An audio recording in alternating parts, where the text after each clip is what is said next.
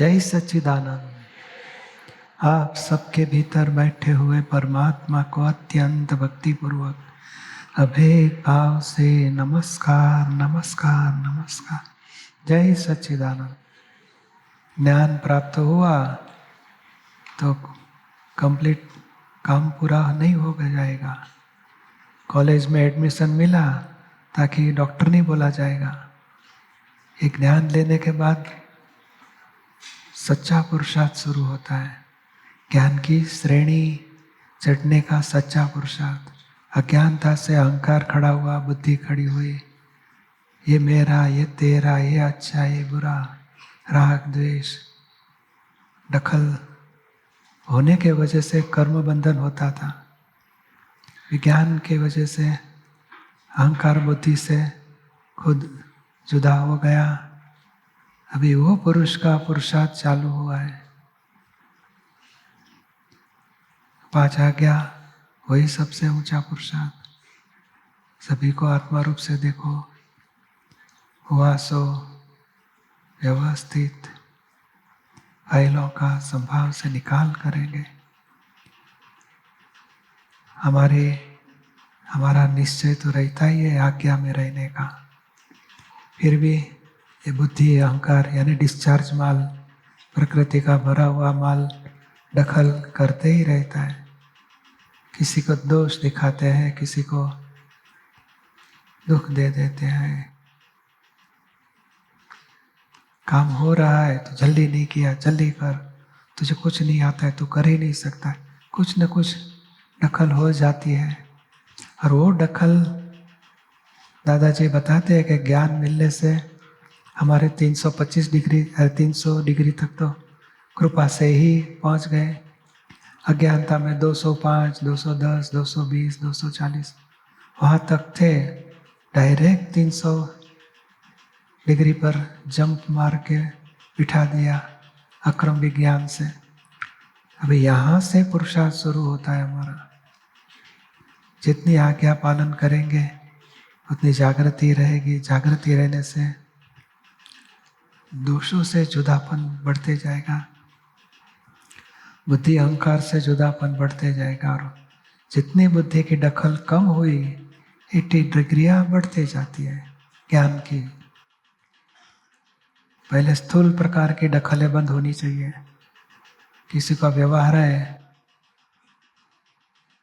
उसमें तूने ये गलत किया, तू गलत करता है, तू ध्यान नहीं रखता है, वो दखल बोला जाता है।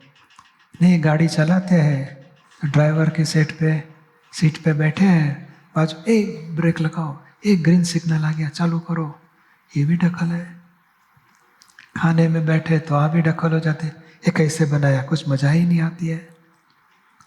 ऑफिस में भी कलीग है, असिस्टेंट है, सबके दखल निकलते बताते ही रहते हैं, ये करो, ये नहीं करो, तुम लोग टाइम बिगाड़ते हो, काम नहीं करते हो। दखल, वो जागृति हमारी चली जाएगी दखल के टाइम।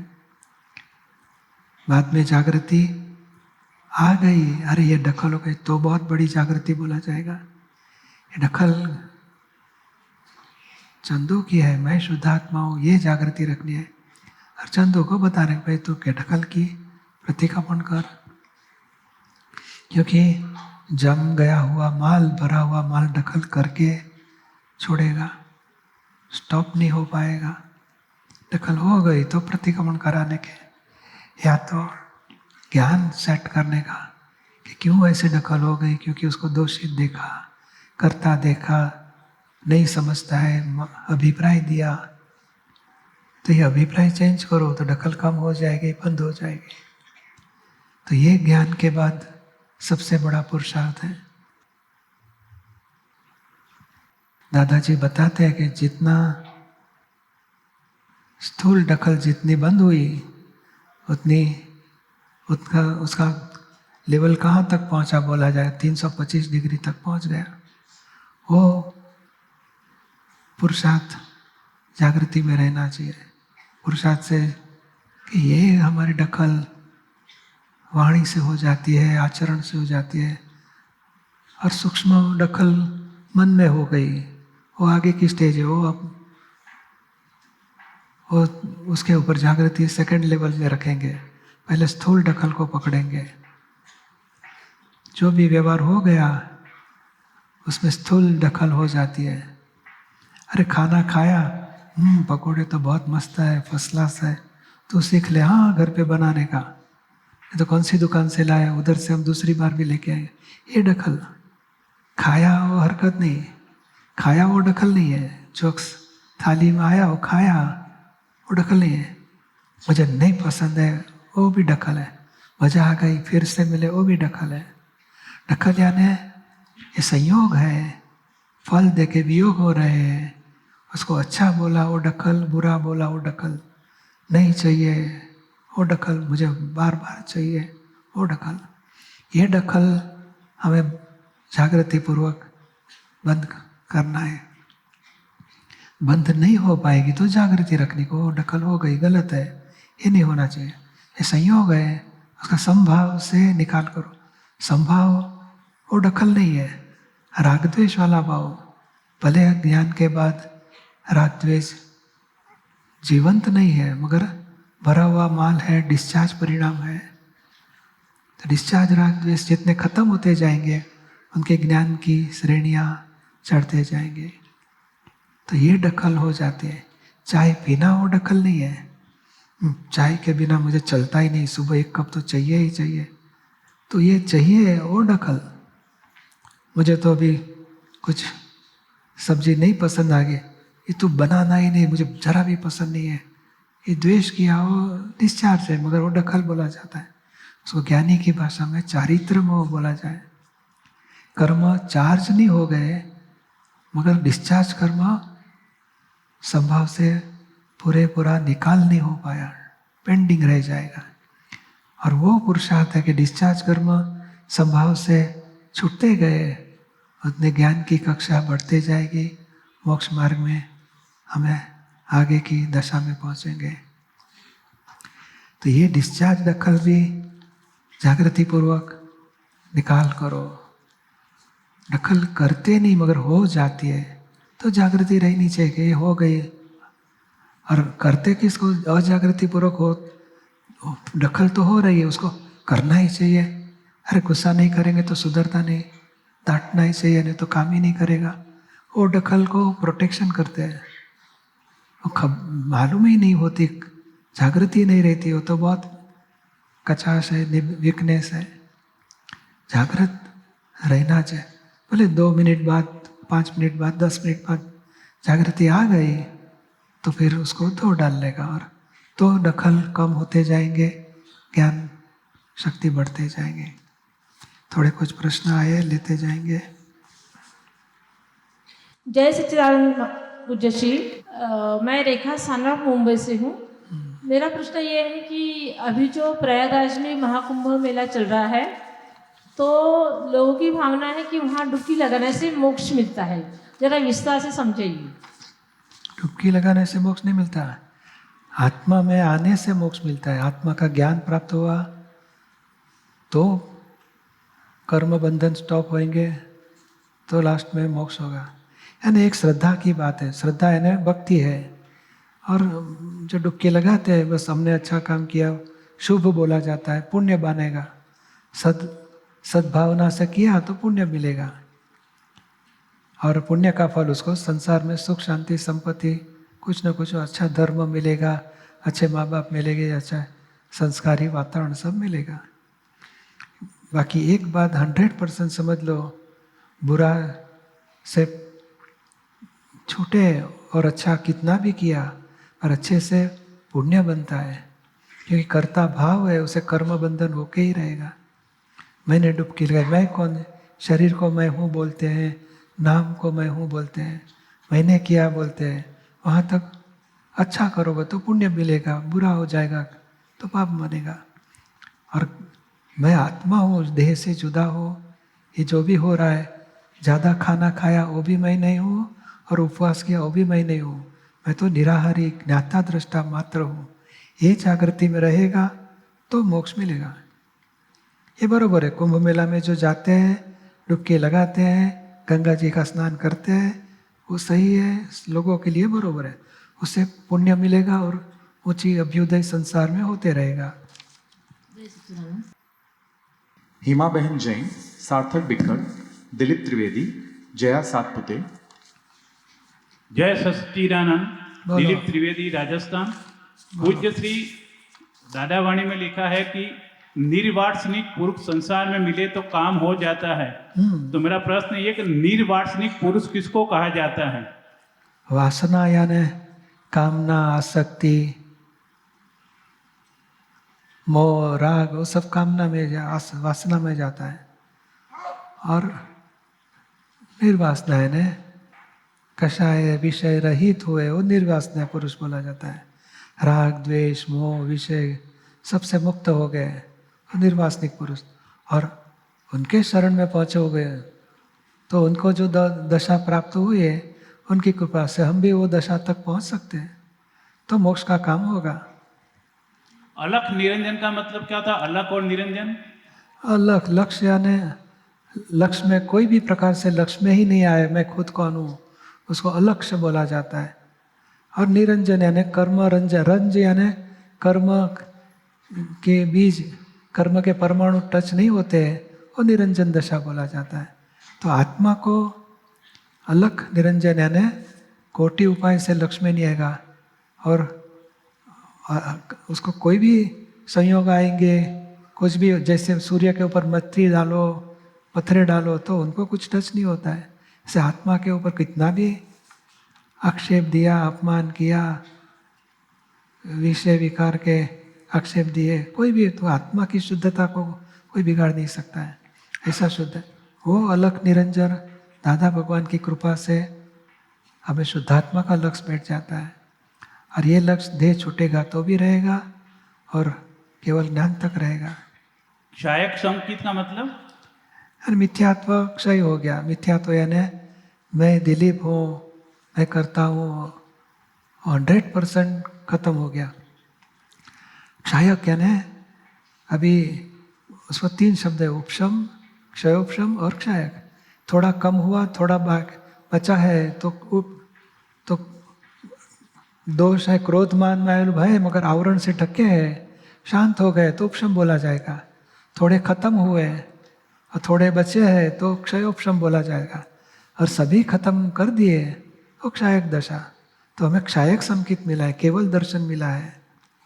100% शुद्धात्मा की प्रतीति बैठ गई है। अभी 5 आज्ञा पालन करने से जागृति बढ़ेगी, उसके आधार से अनुभव के अंश बढ़ते जाएंगे। असर्पणी दुष्म काल? अवसर्पिणी काल, अवसर्पिणी दुष्म काल यानी उतरता काल बोला जाता है। उत्सर्पिणी यानी चढ़ता काल। एक पहला, दूसरा, तीसरा, चौथा, 5वां, 6ठा चढ़ते क्रम में है तो उत्सर्पिणी काल बोला जाएगा। उतरते क्रम में है तो अवसर्पिणी काल बोला जाता है। और उसमें दुख मुख्य, दुख ही दुख रहते हैं, और उससे भी भयंकर काल आने वाला, काल चक्र का पार्ट में दुष्मा दुषम। और इतने कर्मों, ये सारी जिंदगी दुख पड़ेंगे ऐसे काल। अभी थोड़ा 2-5% सुख है, बाकी का दुख है, वो भी कल्पित सुख। थोड़ा कुछ है आदमी को, या अवसर्पिणी काल में कलयुग बोला जाता है। जय सच्चिदानंद। जय सच्चिदानंद पूज्य श्री। क्या नाम है? जया सातपुते, वर्धा से। बोलो। फाइल नंबर 1 में मान की गांठ बहुत ज़्यादा है, इसलिए भोगोटा ज़्यादा रहता है। मान की गांठ के सामने भोगवटा रहता है कि मान के वजह से भोगवटा? मान की वजह से भोगोटा रहता है। हाँ, तो भोगवटा रहता है तो उसको जुदा रखो। हाँ। और जो 5 लेवल, 4 स्टेप बताए, हाँ। हमारे मान से किसी को दुख पहुंचता है, मान न मिला, कम मिला, दूसरे को मिला तो भोगवटा आता है। तो ये सब स्टेपिंग से जागृति रखो। और किसी को दुख पहुंचता है हमारे मान की वजह से, या किसी को नीचा मानते हैं, किसी को दोषित देखते हैं, किसी का अपमान कर देते हैं, दुख पहुंचा देते हैं, तो प्रतिक्रमण चालू करो। हाँ। फाइल चार नंबर 2 स्टेप के साथ ज़्यादा होता है। और 4 स्टेप बताए मान गलत है इस प्रकार, किस प्रकार गलत है उसके डिटेल में देखो, कितना जोखिम है, कितना सामने वाले के साथ वैर बांधेगा, संसार से छूटना है और मान की ग्रंथि दूसरे के साथ राग द्वेष करा के हिसाब बांध लेती है। तो ये सब स्टेपिंग से जाओ। पहला लेवल यही पकड़ो कि हमारे मान से उनको दुख पहुंचा देते हैं फाइल 2 को, वो उसमें जागृत रहो, उसको नीचा नहीं मानना है, बेसमझ है, ध्यान नहीं रखते उसके नहीं नेगेटिव कुछ भी, वो सब मान का ही ग्रंथि का आधार से, जैसे पीले चश्मे पहने तो पीला दिखेगा, लेकिन मान की ग्रंथि के वजह से सब नीचा दिखते हैं, तिरस्कार करते हैं, अभाव रखते हैं, कुछ समझते ही नहीं है, उसको आता ही नहीं है, मैं होशियार हूँ, मैं समझदार हूँ, मुझे ज़्यादा आता है, वो मान के वजह से हो जाता है। उसके सामने जागृति रखो, उसके विनय में रहो, पॉजिटिव देखो, पॉजिटिव को अप्रिशिएट करो, तो मान कम होते जाए। नेगेटिव दिखता है तो प्रतिक्रमण करो, ये पुरुषार्थ से ही ग्रंथि टूटेगी। फाइल नंबर 2 के साथ ज़्यादा होते हैं। इधर आए हैं क्या? हाँ, क्या होता है? कषाय ज़्यादा होते हैं। किस वजह से? मैं अच्छी हूँ, सच्ची हूँ, हाँ, तो मगर उनको दुख पहुंचता है क्या बाद में? हाँ बहुत ज़्यादा दुख। तो फिर आप सच्चे, कितने भी अच्छे हो और सच्चे हो, दूसरे को दुख देता है वो सच्चा है या अच्छा है? वो गलत है। सच्चा है या अच्छा है, मगर दूसरे को दुख देने का अधिकार नहीं है। दुख दिया गया तो प्रतिक्रमण करो और वो सच्चा की पकड़ ही छोड़ो।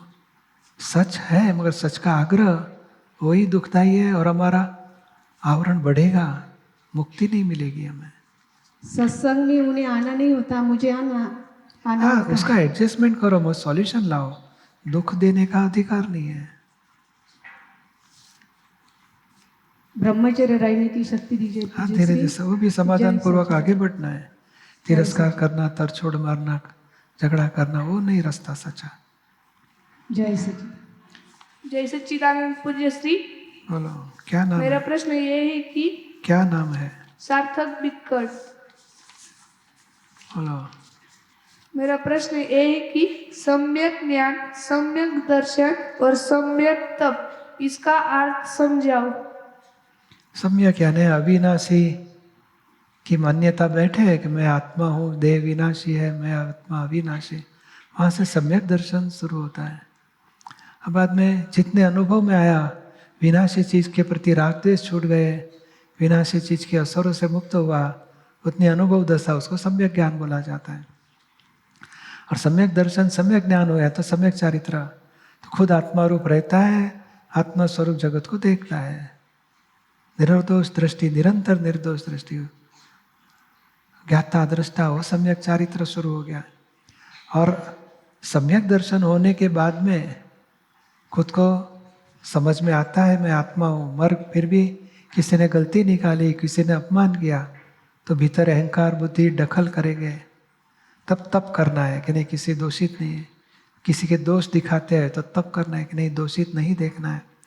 और आत्मा के लक्ष्य पूर्वक जागृति रखे और प्रकृति में जो भी क्रोधमान में लोग खड़े होते हैं उसको जुदा रखे, वो सम्यक तप है। वो सम्यक तप से मोक्ष का यानी सम्यक तप से सम्यक ज्ञान यानी अनुभव की कक्षा में आगे बढ़ता है।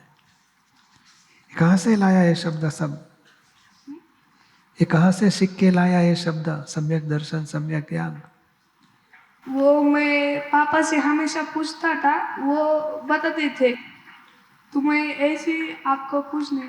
बहुत अच्छा। आपकी क्या इच्छा है? सम्यक दर्शन प्राप्त करने की इच्छा है? हाँ है ना। उससे क्या फायदा मिलेगा? उससे सबको कह सकते मेरे पास सम्यक दर्शन है, तुमको तो मिथ्या दर्शन है, सबको बताने के लिए नहीं, तो मोक्ष के लिए। हाँ, वो बात बराबर है। सम्यक दर्शन मोक्ष का दरवाजा है। वो दर्शन सम्यक होगा तो मोक्ष के दरवाजे खुलेंगे, एंट्री शुरू हो गई। और एंट्री मिली। हाँ, मोक्ष यानी क्या? तमाम दुखों से मुक्ति, वो पहला स्टेज का मोक्ष। और जन्म मरण से मुक्ति, वो लास्ट स्टेज का मोक्ष। और मुझे ब्रह्मचारी रहना है, मेरी इच्छा है रहने की, तो उसके लिए क्या करना चाहिए? इसके लिए सत्संग के टच में रहना। ये सत्संग में आते GNC ग्रुप है अपना, तो ग्रुप में ज्वाइंट होना और सत्संग में रहना, आगे के सब लिंक मिलते रहेंगे आपको। जय सच्चिदानंद। जय सच्चिदानंद।